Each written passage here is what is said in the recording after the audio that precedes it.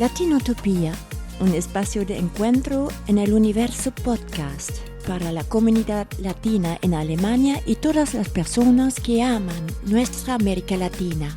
Con William Bastidas.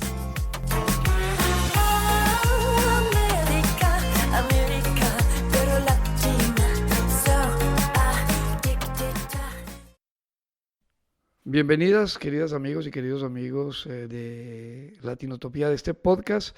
Hace tiempos que no publicaba un episodio. El último fue el de esta banda fabulosa, Doctor Crápula de Colombia. Y después de tanto tiempo vuelvo a publicar un episodio hoy con una invitada muy especial, Jeanny Ramos, que es hermana de la comunidad de hermanas en la diaconía y que nos visita a Alemania. Ella viene de Guatemala, pero vamos a descubrir más sobre su vida, sobre su trabajo, su labor y la razón de su visita a Alemania en esta nueva edición del podcast de Latinotopía. Bienvenidas y bienvenidos a su podcast.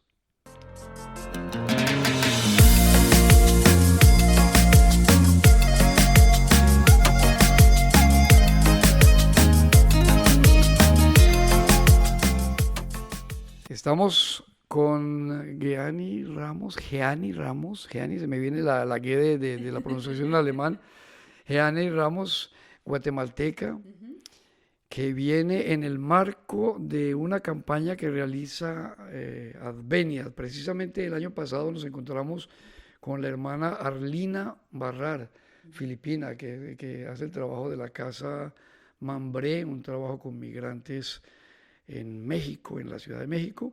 Y este año la campaña tiene por nombre Gesundheit fördern, que traduce promover la salud, si no me equivoco, y tiene que ver pues mucho con promover sobre todo la salud de los niños, más que todo, y eso es lo que vamos a explorar con Jeanny.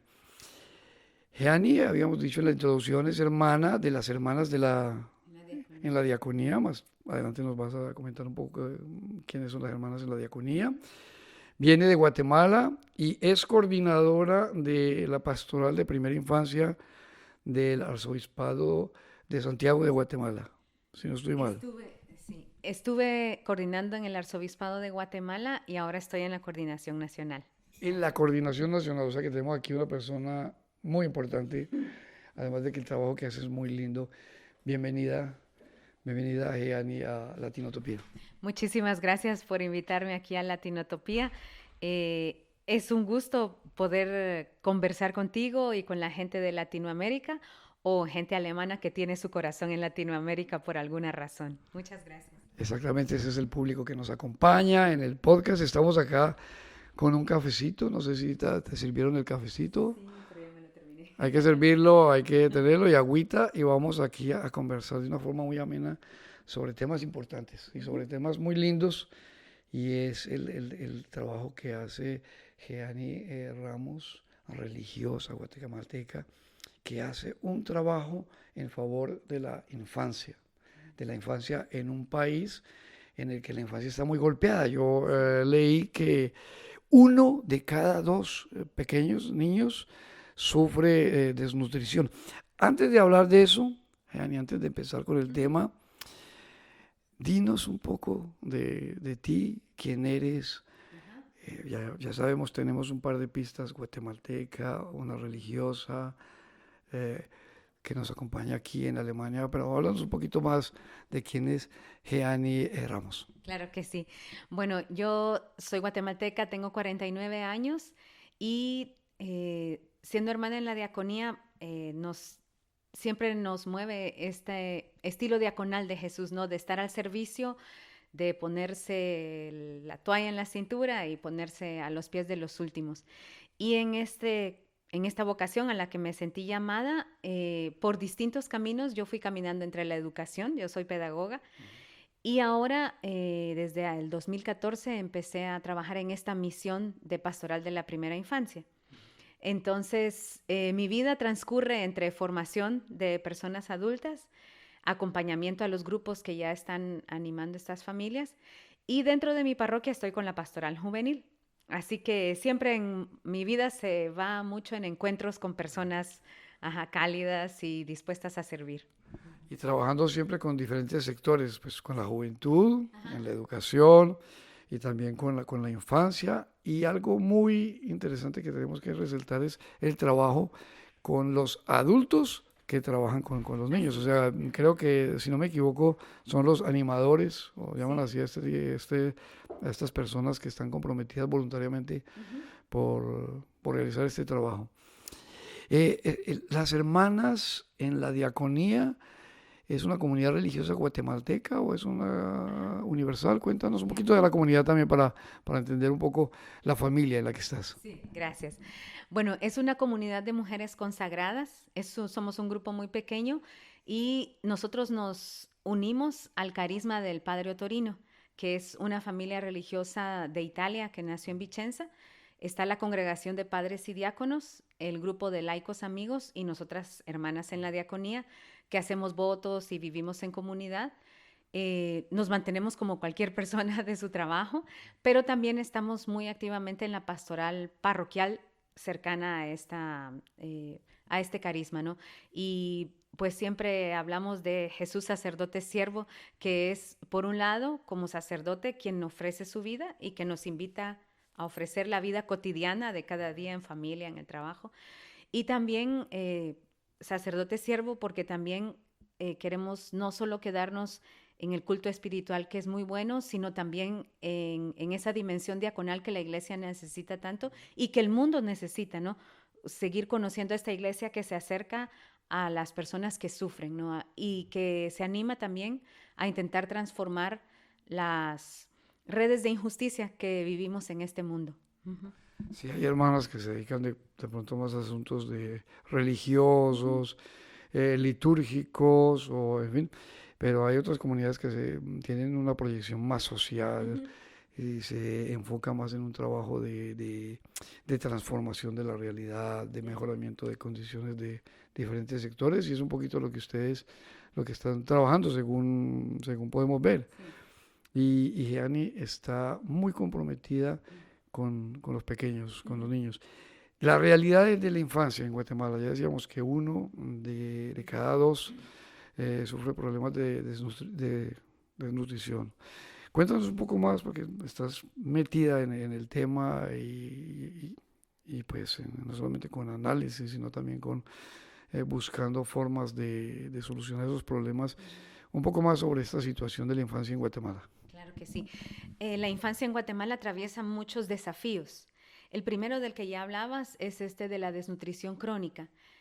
Normalmente estamos muy preocupados también por la desnutrición aguda, que es la que tú reconoces porque ves al niño en piel y huesos, con un estómago muy grande y se ve.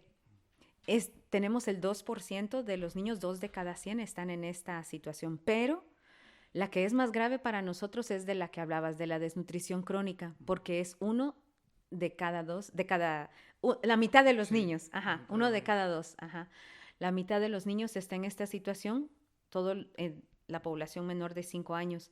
Y esta desnutrición crónica no se mira a simple vista. Se mira si uno está viendo la talla, la estatura del niño, o la longitud más bien, hasta los 2 años, cuánto mide. Si un niño hasta los 2 años no alcanzó al menos 75, 80 centímetros, va a tener después muchas dificultades cognitivas, emocionales, de relación, psicomotrices, matemáticas. Va a enfrentar la vida con mucha dificultad. También nos preocupa el bajo peso al nacer, porque con solo nacer con bajo peso, tu vida a los 40, 50 años tiene muchas probabilidades de estar condenado a obesidad, problemas con los huesos, con los riñones, el corazón, diabetes, problemas que estamos viendo mucho en la población adulta guatemalteca. Entonces, realmente cuando no logramos vencer esta desnutrición crónica, estamos condenando al niño, a la familia, a la comunidad, al país, ¿verdad? Es lo que nos pasa. Y esta desnutrición crónica solamente se puede salvar hasta los 2 años. Si no se salva ahí, es muy difícil recuperarla. Y entonces, digamos así, caridad tradicional de entrega de alimentos no funciona, porque no es una cuestión solamente de hambre, sino es una cuestión de un control prenatal de calidad y accesible,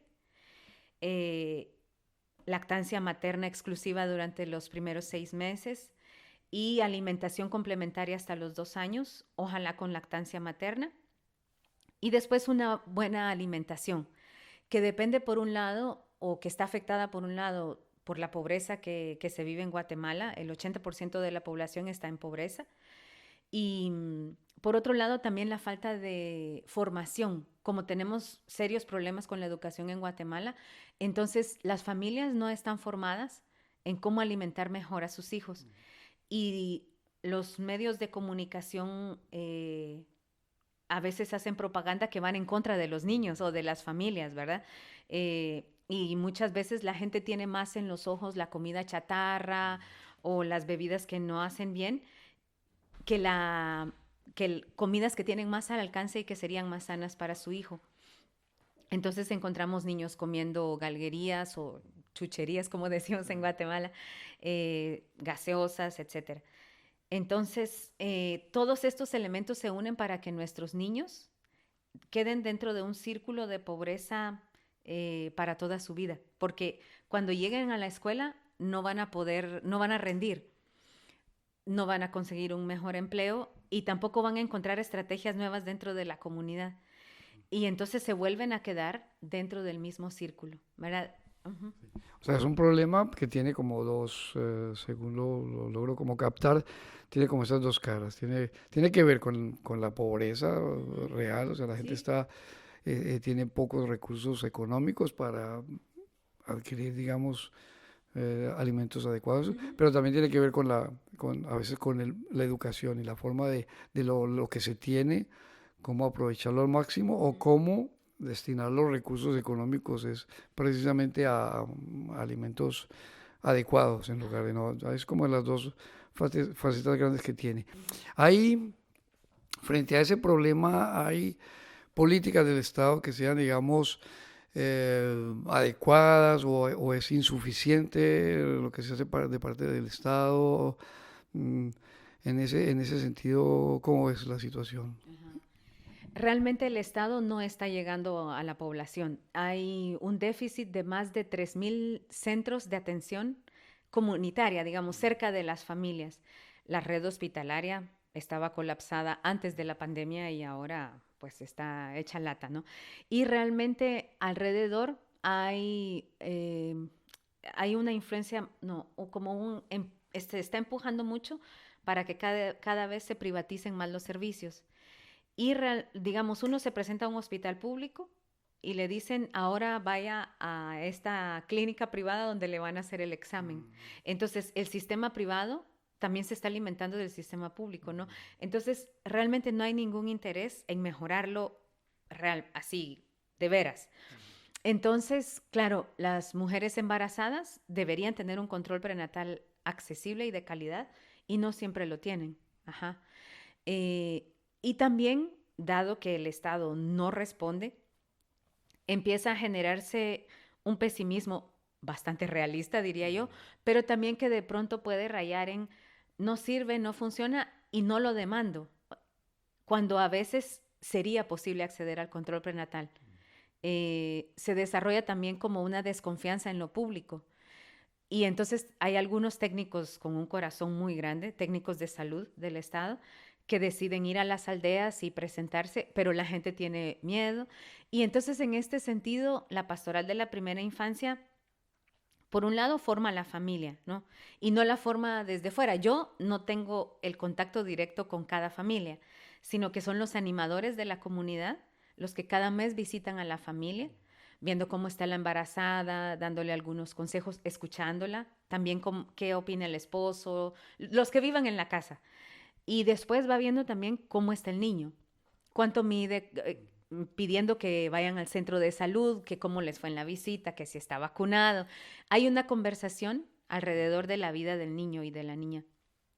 Entonces, esto hace que también los animadores empiecen a entrar en contacto con los técnicos de salud y se puedan ir poniendo de acuerdo para, con buena voluntad, intentar acercar más el servicio y que las embarazadas vayan y lo aprovechen. Por ejemplo, ha habido casos donde las embarazadas reciben el hierro y el ácido fólico, pero no lo toman. Sí.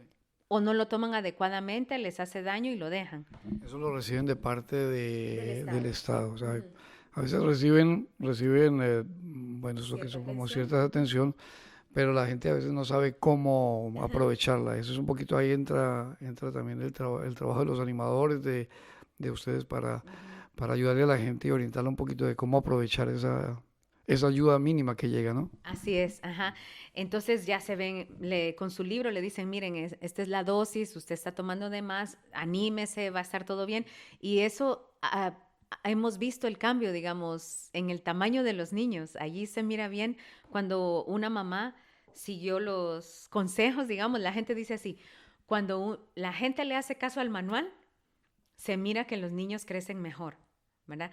Y algo bien interesante es que la gente lo ve en la comunidad.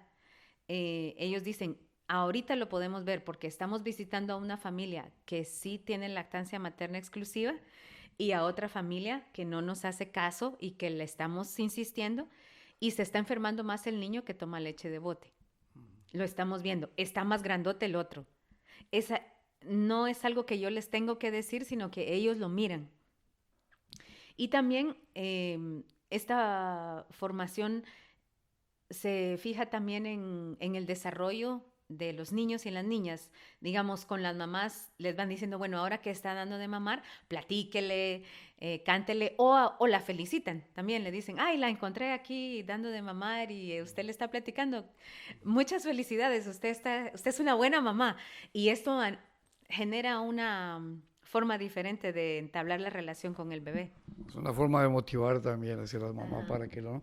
Entonces vemos ahí, bueno, una cosa que vemos mucho en muchos países de América Latina, del mundo, de África, esa ausencia del Estado a veces en de verdad tomar el protagonismo que deberían tener en temas de alimentación de la población y todo eso. Y lo que notamos es que surgen estas iniciativas de parte de la sociedad, de la gente, que dicen, bueno, no nos vamos a quedar quietos y toman un poco la iniciativa de buscar soluciones, de ver cómo se puede rellenar ese hueco que deja el Estado. Y es un poco lo que veo que hacen en este programa de la Pastoral de la Infancia, lo que hacen ustedes. ¿Qué cobertura tienen ustedes más o menos? Porque ustedes tienen un accionar nacional en Guatemala, ¿no? Más o menos, ¿qué cobertura logran ustedes de esa población que está como tan desamparada? Bueno, en este año tenemos más de 1,300 niños y niñas acompañados. Estuvimos con 82 mujeres que estaban embarazadas en este ciclo que hicimos las estadísticas y son alrededor de entre 900 y 1,000 familias que están acompañadas en 10 diócesis y 42 parroquias que han aceptado este programa. O sea, no son todas las diócesis y las parroquias. Todavía no. Todavía no son todas las diócesis, los obispos sí nos piden que lleguemos, pero la verdad es que la formación es desde la base. La gente no se forma lejos de su casa, sino en su comunidad, porque esta metodología, después les voy a contar cómo es el origen y dónde nació, pero es muy comunitaria. Entonces, no es la clásica formación central, digamos, que les llamamos al centro del departamento y vuelven a su aldea, sino que realmente la formación tiene que ser en la aldea. Entonces, eso va más despacio. Claro, logísticamente es complicado llevar a la gente que va, los formadores, llevarlos a las veredas, no sé, al campo y a las regiones. Y eso supone también, bueno, la mayoría de los animadores, como has comentado, y como hemos leído, si buscamos así sobre esos proyectos, es gente que hace un trabajo voluntario. Claro. Eso también pone limitaciones, porque se trata del tiempo de la gente, de su capacidad, en fin. Y económicamente la financiación también me imagino que es limitada. Y precisamente también queremos hacer un llamado porque esta campaña que hace Adveniat, que es un Sanförden, que se llama en alemán promover la salud, en español sería, tiene como finalidad también recoger fondos para apoyar. Entonces eso también queremos subrayarlo y señalarlo porque tiene un valor y decirles que esa campaña es la campaña de Navidad, que sobre todo los días 24 y 25 de diciembre, los que van a misa, los católicos, si quieren aportar ahí en las colectas de las misas en Alemania, ese dinero va también una parte a apoyar este proyecto. Entonces, bueno, que lo sepan y tenerlo aquí en cuenta para que vamos y apoyemos esta iniciativa. Los animadores, esos juegan un papel supremamente importante. Más o menos cuántas personas están ahí comprometidas así a nivel de todo Guatemala. Sí, tenemos alrededor de 500, 600 personas que están ya en acción y otras 100 que se están formando en esta metodología, porque hay un manual con diferentes herramientas, materiales que se usan para acompañar a las familias. Y nuestros animadores normalmente tienen una escolaridad baja, entonces vamos caminando juntos en la formación.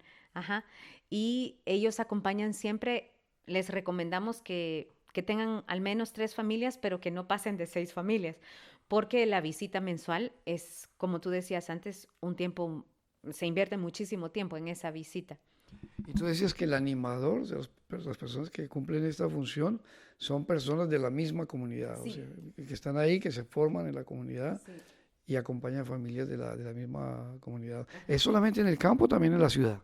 También tenemos en la ciudad. Ahí todavía estamos buscando la mejor metodología, pero sí es gente que puede, sobre todo los fines de semana, las noches, a veces las visitas son en las noches en la familia. Ahora en pandemia, en la ciudad se desarrolló bastante lo de la llamada de WhatsApp, que antes no se estaba haciendo, o de la formación también a través de Zoom, así.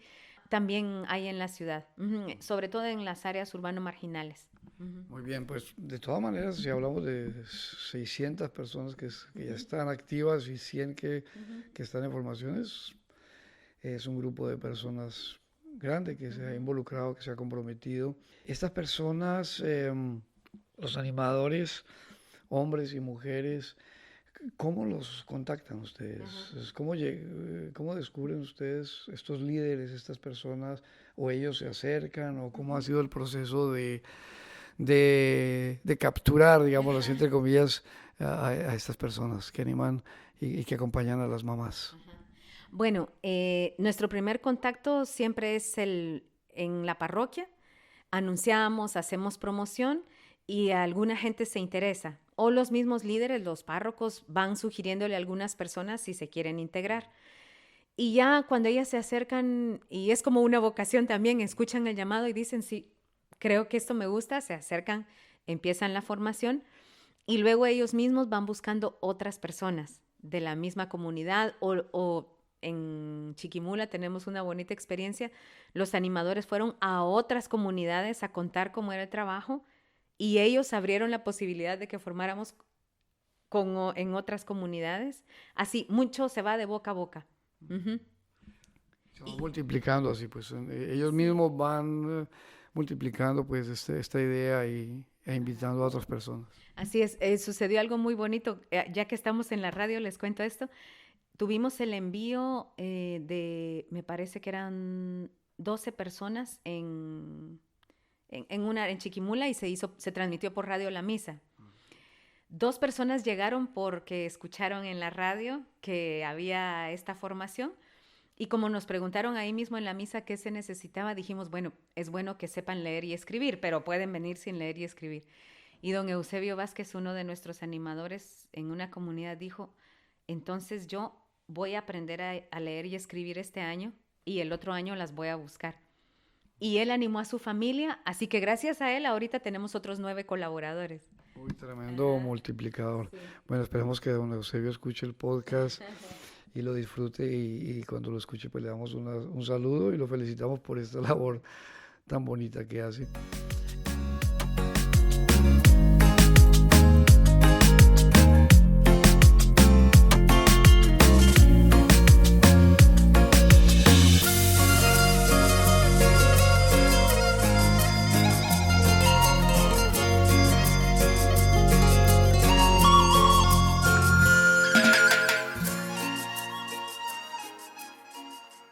Jeani, tú has mencionado metodología.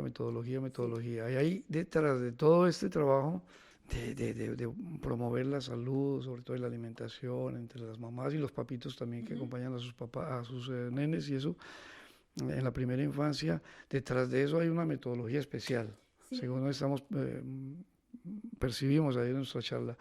Hablando de esta metodología, ¿dónde surge? ¿Quién es como la persona que la ha gestado? ¿Cómo se llama esta metodología? Un poquito sobre esto me parece interesante. Gracias. Bueno, la fundadora de la pastoral es la doctora Silda Arns. Ella empezó con esta pastoral, se llamaba Pastoral da Crianza en Brasil. La empezó iluminada por el Evangelio de la multiplicación de los panes, porque ella pensaba así, ¿no?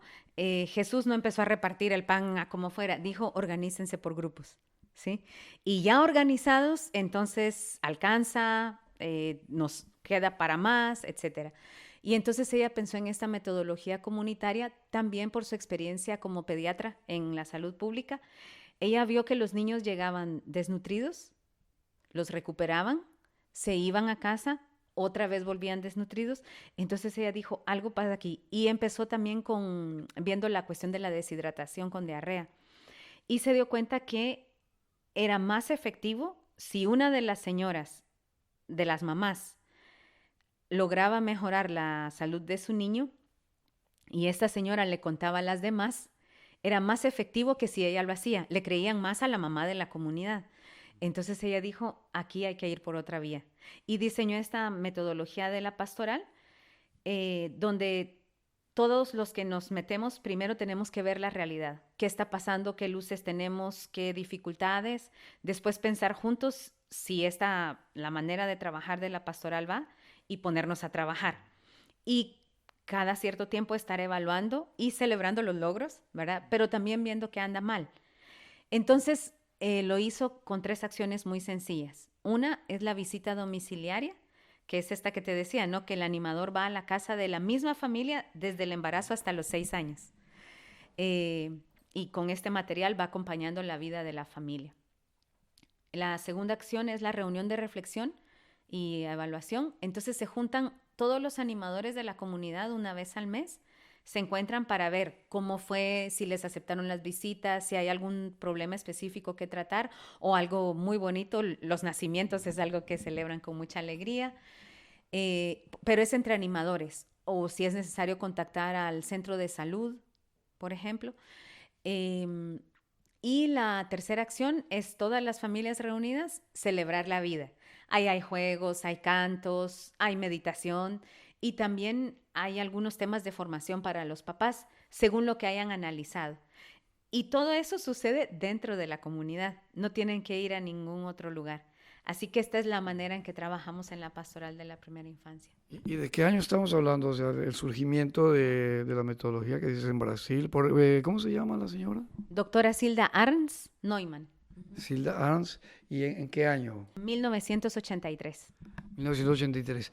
Esta metodología, entonces, obviamente en Brasil se empezó a aplicar así desde la base, que es bien interesante, y se ha extendido más o menos en qué países se está aplicando. Ajá. Está en varios países de Latinoamérica, seguramente lo sé. Colombia, está en Panamá y está en Bolivia, me parece que también, Venezuela, Perú también. Esos son los que tengo seguros. Guatemala, ajá, también. Hay alguna comunidad en El Salvador. México también la tiene. Son los que sé ahora mismo que están trabajando. También están en algunos países de África y Asia. O sea, se ha extendido bastante. Escuchando un poquito la forma en que se realiza pues la metodología, eso le suena un poquito también como lo de Paulo Freire y la pedagogía de la liberación. No sé si un poquito está influenciado por eso, porque es como desde la base, teniendo en cuenta parte de la realidad y parte, digamos, de la riqueza misma de las comunidades. No sé, ¿hay alguna influencia ahí o no es tan consciente?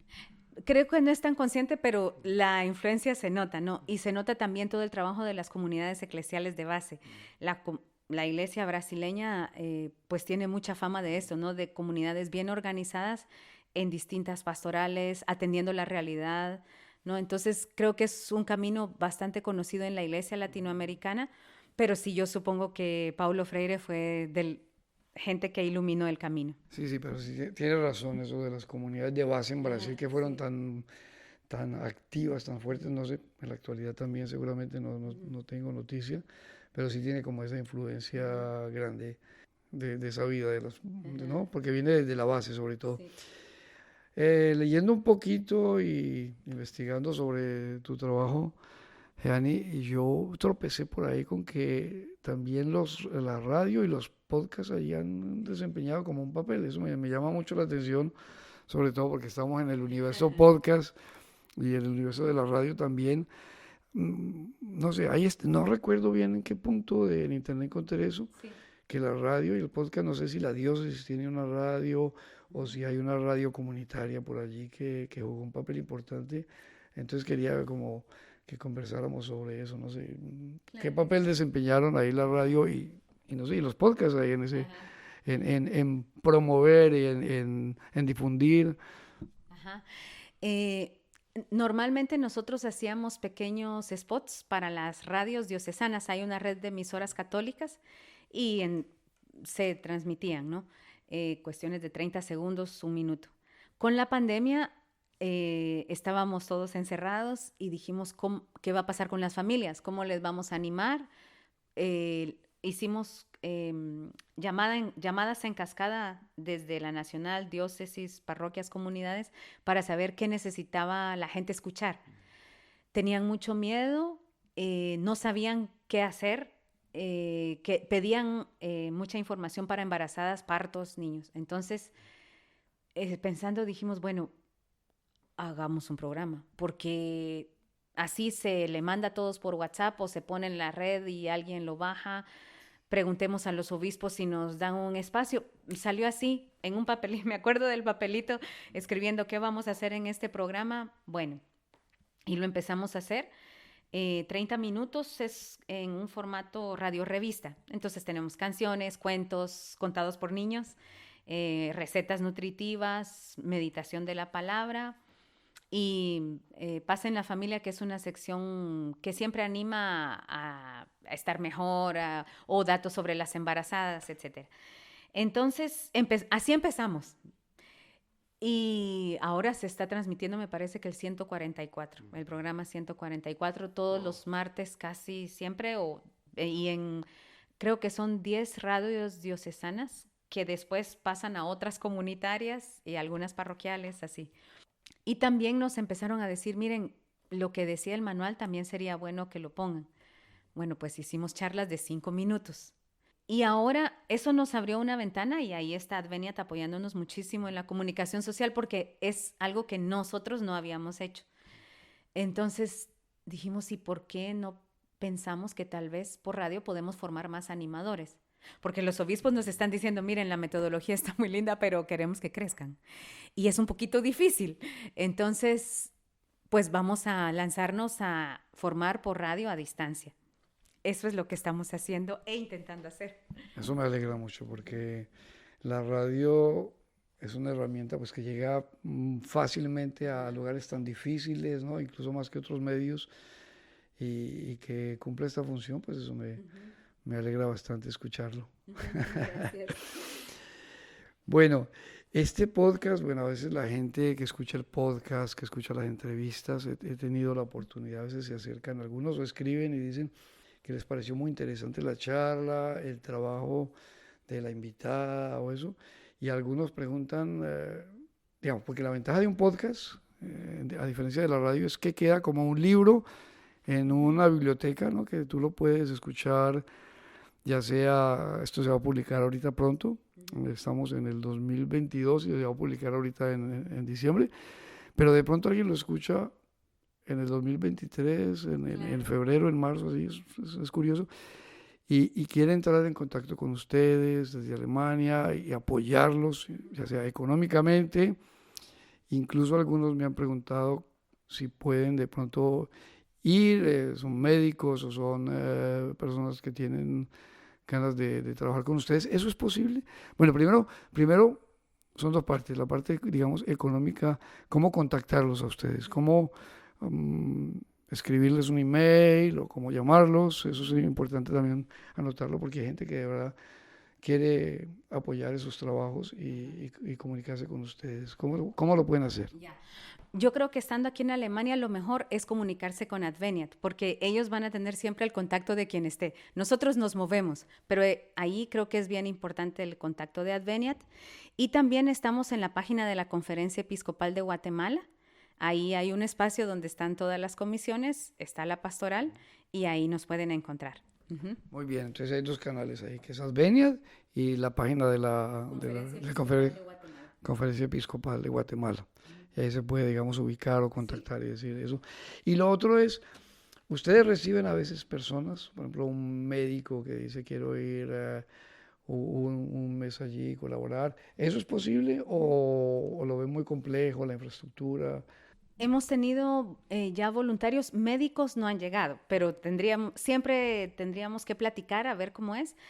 Normalmente, por ejemplo, nosotros no hacemos jornadas médicas de parte de la pastoral, sino que ayudamos a que la gente busque el centro de salud. Pero, por ejemplo, un médico puede ayudar en cierto tipo de formación, ¿verdad? O en intercambio con los médicos locales también. Se me ocurre ahora platicando aquí contigo, ¿no? Entonces, es algo que se puede hacer, digamos, redes de comunicación con la salud pública allá, creo que se puede. Pero siempre esto más depende como de la conversación previa al viaje, digamos. Ajá. Hasta ahora, como te digo, médicos no hemos recibido, pero sí nos gusta mucho el intercambio. Hemos tenido voluntarios apoyando la formación, la elaboración de materiales, o, por ejemplo, han estado en una comunidad acompañando las 3 acciones básicas de los animadores. Así, hemos tenido gente que se ha acercado. Qué interesante, muy bien. Bueno, ya hemos conversado un buen rato, hemos charlado sobre el proyecto, sobre lo que están haciendo, sobre lo que hace Jeanny Ramos, religiosa guatemalteca, por la infancia en su país. No sé si se nos queda algo, a ver, ¿qué podría ser, Jeanny, que tú consideres interesante y que de pronto se nos queda en el tintero y podemos aprovechar este espacio para comentarle a la gente? Pero yo creo que hemos recorrido un poco, hemos visto la metodología, que me parece muy interesante, algo que he descubierto de la charla contigo y no conocía, me parece algo nuevo también. El tamaño o el impacto del proyecto con 700 personas que hemos mencionado, imagínate que voluntariamente están trabajando por su comunidad. Yo creo que esos son como signos de esperanza, sí, de tanta gente que trabaja. Una persona, un animador, digamos, ¿cuántas veces visita a una familia, por ejemplo? Eso. La visita una vez al mes. Ajá. Entonces va y se queda. Nosotros recomendamos que no se quede menos de media hora y no más de 1 hora. Pero como son vecinos, a veces pasan 2 horas en la visita. Ajá. Entonces, pues si tiene 3 familias, va a estar 3 horas al mes visitando, o si tiene 6, así, de eso depende. Uh-huh. Y la ventaja es que como está en la comunidad, entonces también tiene la posibilidad de conversar esporádicamente, o sea, de vez en cuando con las mamás que acompaña o con los papás. Entonces, de verdad que es muy valioso ese trabajo que hacen también los animadores, y el trabajo que haces. Te damos gracias en nombre de todas las personas que te escuchamos y que conversamos contigo a través de este podcast por ese trabajo tan lindo que haces. Y bueno, dándote este agradecimiento, mira, tomaste muy poca agua y poco café. Nos toca ahorita tomar un poco de café luego de esta charla. Y recordarles a ustedes, queridas amigas y amigos de este podcast de Latinotopía, que se suscriban a través de las diferentes plataformas de Spotify, de Google Podcast, de Apple Podcast, y la plataforma favorita de ustedes, se suscriban para que estén pendientes de estos programas. En las redes sociales también, con @Latinotopía nos pueden seguir. Y no sé si ustedes también están presentes en las redes sociales como organización, también para que la gente los siga, o si tienen una página de internet, también puede ser interesante mencionarlo. Sí, tenemos página de Facebook ahora, es hasta donde llegamos, y entonces es Pastoral de la Primera Infancia Guatemala, ahí nos pueden visitar también. pastoral de la primera infancia de Guatemala. Entonces ahí nos toca seguirlo y compartir aquí también el link luego del podcast y todo esto para que la gente nos escuche en esta charla. Muchas gracias, Jeannie, por acompañarme en Latinotopía. Hermana Jeannie Ramos de Guatemala. Mil gracias y ha sido reconfortante, motivador haber conversado contigo. Muchas gracias por acompañarme. Muchas gracias a ti y muchas gracias a la gente que nos ha escuchado y gracias por acercarse este 24 y 25 a ayudarnos. Exactamente. Y a todas y a todos, hasta el próximo podcast. Nos escuchamos.